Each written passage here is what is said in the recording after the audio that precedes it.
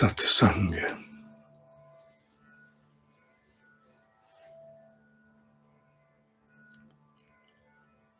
कितना गहरा आकर्षण,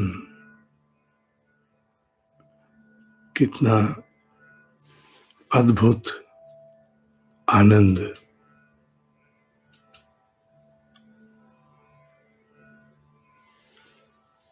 बाहर आने का मन नहीं होता।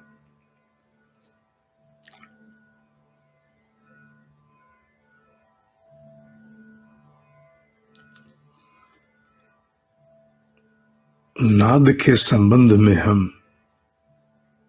आगे बढ़ रहे हैं।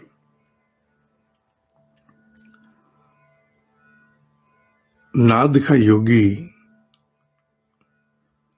अपने इसी ओंकार को आधार बनाता है और प्रकृति के गर्भ में जो अनेकों सूक्ष्म ध्वनियां हैं उनको सुन पाता है। केवल ध्वनियां ही नहीं, और भी बहुत कुछ प्राप्त होता है। नाद की सरलतम साधना ओम के द्वारा ही संभव है। हालांकि इस साधना के लिए बाहरी प्रयोग भी किए जाते हैं, जिसमें कोई ऐसा घड़ियाल या जैसा तिब्बतियों के पास कुछ उपकरण हैं, उन्हें चोट देके उसकी गूंज उत्पन्न कर उस पर ध्यान केंद्रित करते हैं। ये एक बाहरी स्वरूप भी है। मैंने इसका अभ्यास भी किया हुआ है, पर मेरा व्यक्तिगत अनुभव, मैं केवल व्यक्तिगत बात कर रहा हूं, सामूहिक नहीं। हर किसी का जीवन अलग है। मेरा व्यक्तिगत अनुभव कहता है कि जो ओम के गुंजन से, ओम के उच्चारण से नाद की प्रगति है, सहजता से, सरलता से, वो अन्यथा संभव नहीं है। संभव नहीं शब्द तो ठीक नहीं रहेगा, यहां मैं शब्द वापस लेता हूं। अन्यथा ये ज्यादा ठीक है। अन्यथा सहज नहीं है, अन्यथा सहज नहीं है। धीरे धीरे यही नाद जिसे हम ओम के गुंजन से उत्पन्न करते हैं, एक अवस्था आती है, मुंह से बोलने का मन समाप्त हो जाता है। मन, मैंने कहा,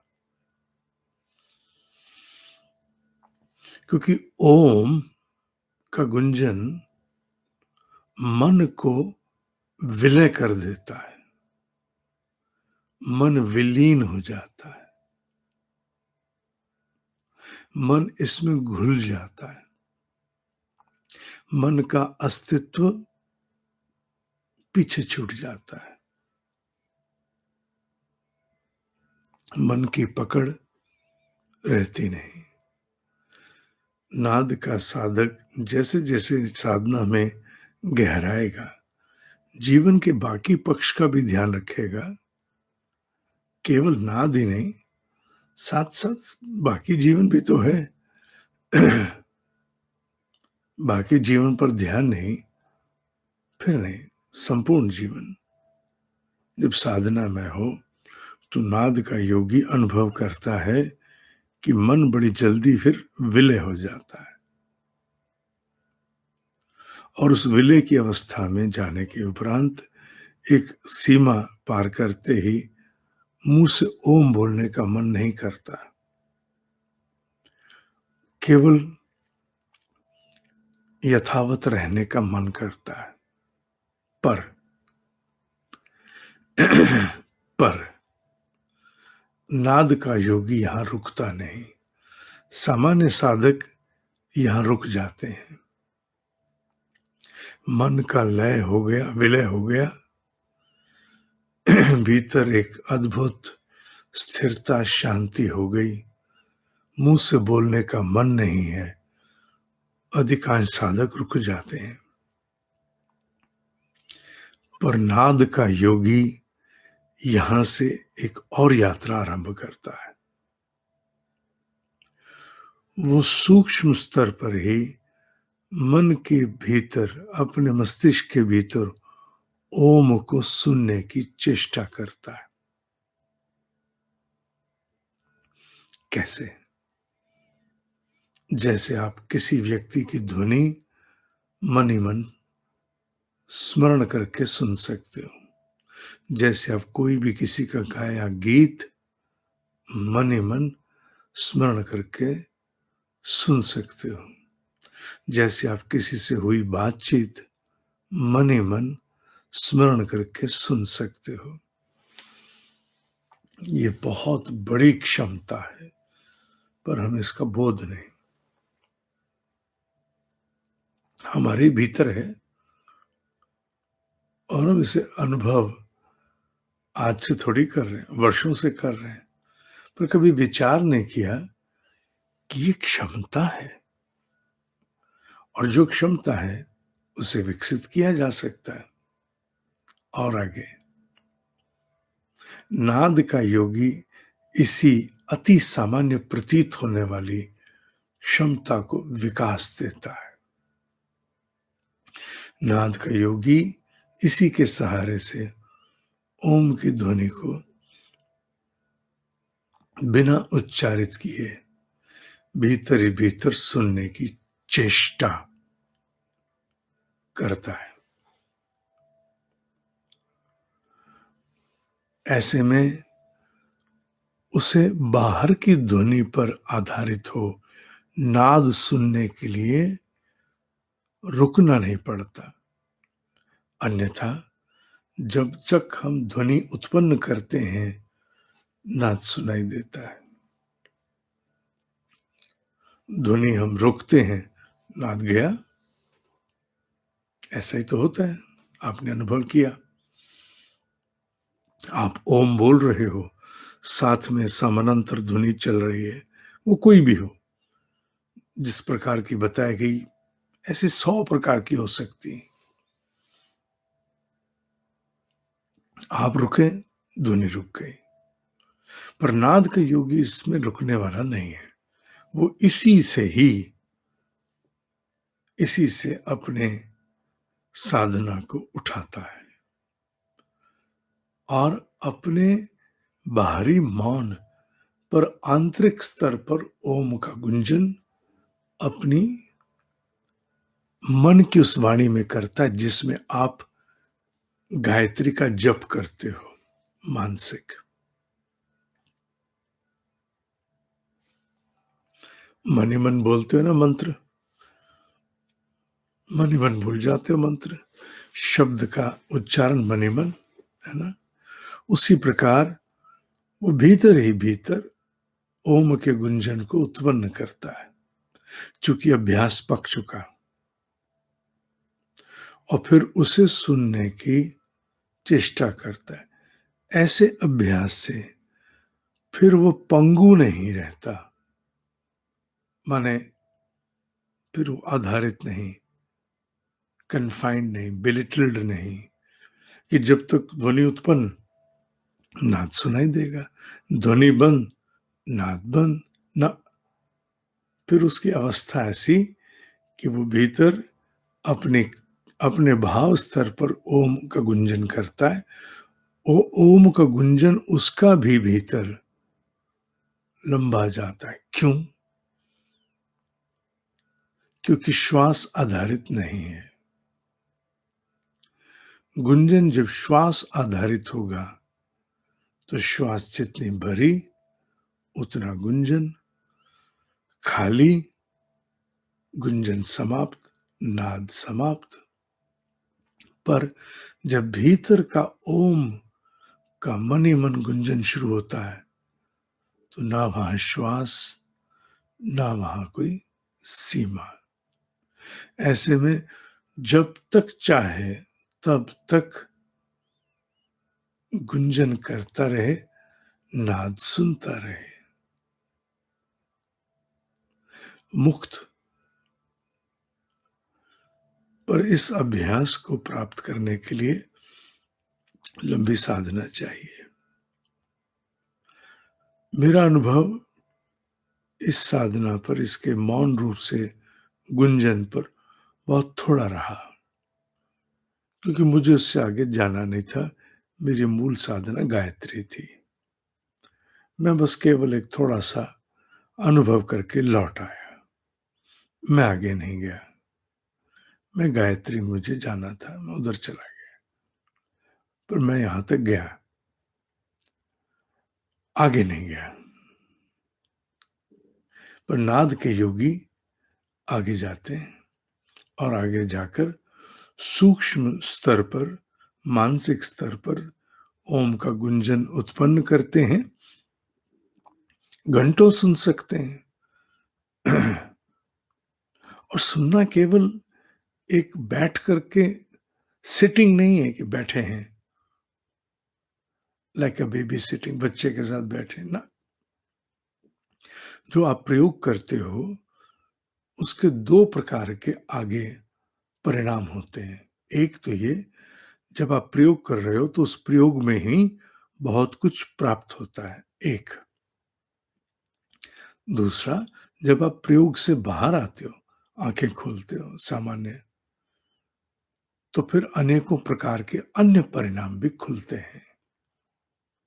कोई भी साधना हो, केवल ओम ही नहीं, कोई भी साधना हो, उसके दो स्तर पर परिणाम है। एक, साधना करते हुए बहुत कुछ अलग होता है। एक, साधना करने के उपरांत आंखें खोलने पर सामान्य जीवन में भी। ओम की साधना सरलतम साधना है मन को विलय करने की। आरंभ में कठिनाई इसलिए भी होती है कि बहुत अस्थिर अवस्था का मन होता है, बहुत अस्थिर। अब कोई कहे मेरा हाजमा ठीक नहीं है, कब से, कई सालों से। अच्छा, तो ये एक गोली खा के, दिन में एक गोली खा के मैं हाजमा ठीक करता हूं। अब आयुर्वेद की बात कर रहा हूं, तो वो एक गोली खा के हाजमा ठीक कर लेगा? नहीं करेगा। उसको पहले आहार के संयम पे जाना पड़ेगा। पेट खाली होगा, साफ होगा, आहार का संयम रहेगा, फिर वो गोली खाएगा, उसका प्रभाव होगा। औषधि को प्रभाव उत्पन्न करने के लिए अवसर चाहिए, अपॉर्चुनिटी। औषधि को प्रभाव दिखाने के लिए आप अपॉर्चुनिटी नहीं देंगे तो आप औषधि को बदनाम नहीं कर सकते, क्योंकि गलती तो आपके अपने अभ्यास की है। औषधि का क्या संबंध? उसी प्रकार अध्यात्म की साधनाएं हैं। मैं बोल तो ओम के प्रकाश में रहा हूं, बहुत से साधक आरंभ करते हैं, पर साथ ही साथ कईयों की ये भी शिकायत है, मुझे करते हुए इतना समय हो गया, मेरा मन नहीं टिकता, वो नहीं। वो याद कर लें, किसी भी आध्यात्मिक प्रयोग को एक औषधि की भांति अवसर देना पड़ता है। पेट साफ करना पड़ता है, पेट खाली करना पड़ता है, अपने जीवन में अनेक प्रकार के परिवर्तन लाने पड़ते हैं। मैं कच्चा प्याज भी खाऊंगा और मैं बुद्धि भी स्थिर करूंगा, रोज खाऊंगा। चलो ये तो समझ में आ गया कि आपने कभी 2 महीने में एक बार खा लिया, आपको रोज चाहिए इतना बड़ा, बड़े बड़े 2 प्याज। उदाहरण दे रहा हूं मैं केवल कोई प्याज को पकड़ के नहीं बैठ गया, सब्जी में नहीं, कच्चे की बात कर रहा हूं। सब्जी में तो खाते हैं, कच्चे की बात उदाहरण दे रहा हूं मैं, केवल प्याज नहीं। प्याज की भांति विचार भी तो है। जिन दिनों राष्ट्र में कोई बहुत बड़ी घटनाएं होती हैं, उन दिनों हम उनसे प्रभावित होते हैं, हमारे विचार प्रभावित होते हैं, हम सबके। उसका साधना पर भी तो प्रभाव आएगा। जीवन में जो सारा दिन जीवन जीते हो, 23 घंटे या जो भी, उसका प्रभाव नहीं रहेगा। उसमें भी परिवर्तन आवश्यक है और वो जैसे-जैसे परिवर्तन होंगे, साधना के अभ्यास में अपने आप परिणाम आने आरंभ हो जाएँगे। साधना में कमी नहीं है, कमी हमें उसे अवसर देने की, हम उसे अवसर नहीं देते। एक गोली खाते हैं और सब असंयम करके कहते हैं, हाजमा ठीक नहीं करती, दवाई ठीक नहीं है। ये भाव समझना होगा। ये गहरा भाव है।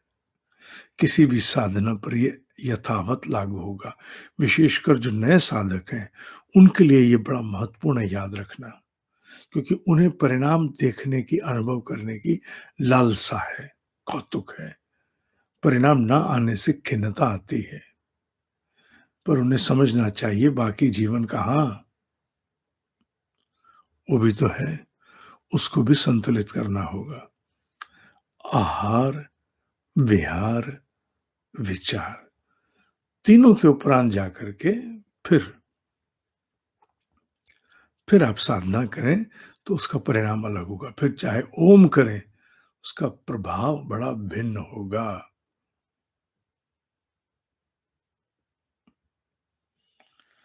प्राणाकर्षण के बैच बनाए गए, जो बैच में शोधन था वो करके कल सबको शेड्यूल दे दिए गए।